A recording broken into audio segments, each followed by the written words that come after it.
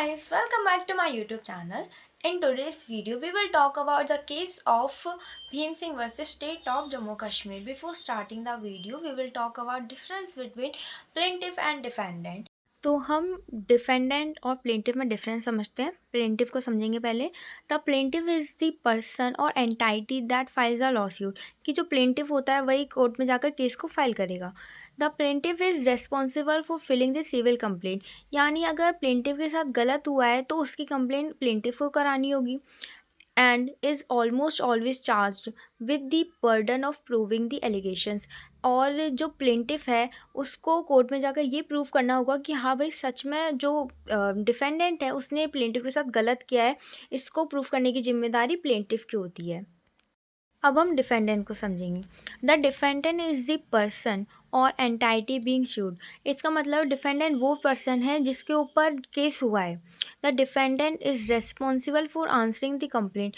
जब प्लेंटिफ है वो कोर्ट में जाकर अगेंस्ट फाइल केस करता है डिफेंडेंट के, तो उसको डिफेंडेंट को वहाँ जाकर आंसर करना पड़ेगा कि हाँ भाई मैंने गलत किया है या नहीं किया. जो भी वॉट एवर होता है आगे वो उसको जाकर वहाँ पर प्रूफ करना होगा, डिफेंडेंट को भी और प्लेंटिफ को भी.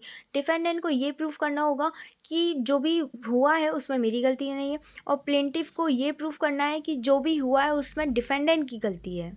ओके, आई होप आप दोनों में अंतर समझ चुके होंगे. अब हम केस को स्टार्ट करते हैं. The petitioner was a member of parliament. कि जो पेटिशनर था वो पार्लियामेंट का एक मेंबर था. While on his way to assembly session, जब वो असेंबली को ज्वाइन करने के लिए जा रहा था, he was wrongfully arrested by the police. उसे पुलिस ने अरेस्ट कर लिया था.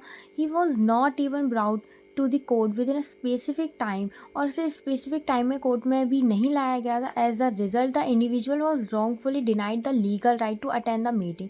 ये उसका एक लीगल राइट था मीटिंग को अटेंड करने का, बट वो अरेस्ट हो चुका था जिस वजह से उसका लीगल राइट वायलेट हो चुका था.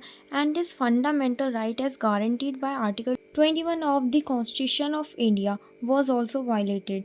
ये जो आर्टिकल 21 है इसमें भी फंडामेंटल राइट्स के बारे में लिखा गया है जो कि यहाँ पर वायलेट हुआ था.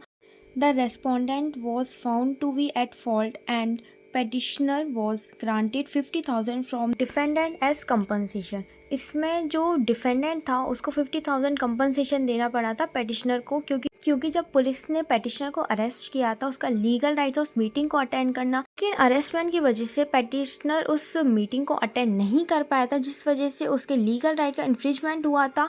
इस वजह से डिफेंडेंट यानी उस पुलिस वाले को पेटिशनर यानी प्लेंटिफ को कंपनसेशन में 50,000 रुपीज़ देने पड़े थे. इस केस में डिफेंडेंट है वो पुलिस वाला है और प्लेंटिफ है जो पेटिशनर है. स्टार्टिंग की वीडियो में मैंने आपको समझाया था इन दोनों के बीच में, और इन दोनों को समझना बहुत ही ज़रूरी है. केस के साथ आज की इस वीडियो को हम यहीं ख़त्म करते हैं. Thanks for watching this video and don't forget to like and subscribe my channel. Thank you, bye bye.